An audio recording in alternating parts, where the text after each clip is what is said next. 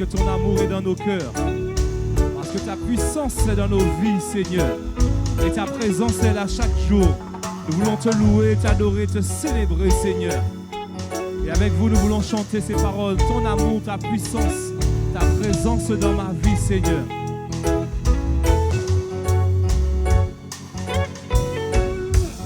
Ton amour, ta puissance, ta présence dans ma vie. On veut le redire, ton amour, Seigneur. Ton amour, ta puissance, ta présence dans ma vie. Et je veux t'adorer de tout mon cœur. Et je veux De toute mon âme, de toute mon âme. Et je veux de toute ma force, Seigneur. de toute ma force, car tu es mon Dieu.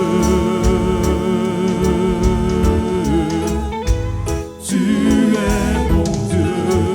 L'amour a puissance, L'amour a puissance, puissance, présence à vie en moi. présence à vie en moi. On nous dit ça encore. L'amour a puissance, L'amour a puissance, présence à vie en moi. présence à vie. Et moi, je voulais adorer de tout cœur en moi. De tout cœur en moi. De tout cœur. De toute âme en moi. De toute force en moi. De toute force en moi. Ah, sous c'est bon Dieu. Ah, sous c'est bon Dieu. Où c'est bon Dieu. Où c'est mon Dieu. Une dernière fois, ton amour, ta puissance. Ton amour, ta Oui, Seigneur, je veux t'adorer, Seigneur. ta présence. Je veux t'adorer avec l'église, Seigneur. Parce que ton amour, ta puissance est dans ma vie. Ton amour, ta puissance, ta présence dans Et je veux t'adorer de tout mon cœur, Seigneur. de tout mon cœur. Oui, Seigneur.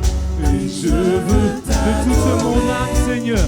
de toute mon âme. Et je veux t'adorer De toute ma force. de toute ma Car force. tu es mon Dieu. Car tu es mon Dieu. Tu es Car mon tu es mon Dieu.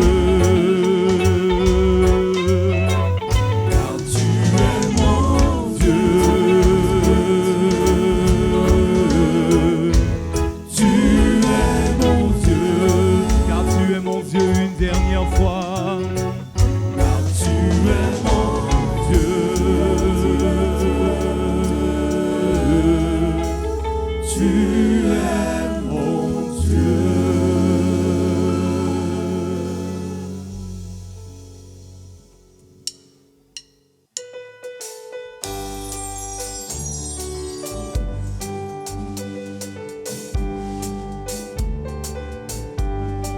J'ai un ami qui m'aime, qui m'aime, qui m'aime. J'ai un ami qui m'aime, cet ami c'est encore une fois. J'ai un ami qui m'aime, qui m'aime, qui m'aime. J'ai un ami qui m'aime, cet ami c'est Jésus. Un grand ami qui m'aime, un grand ami qui m'aime, un grand ami, oui son nom c'est Jésus. Un grand ami qui m'aime, un grand ami qui m'aime, un grand ami, oui son nom c'est Jésus.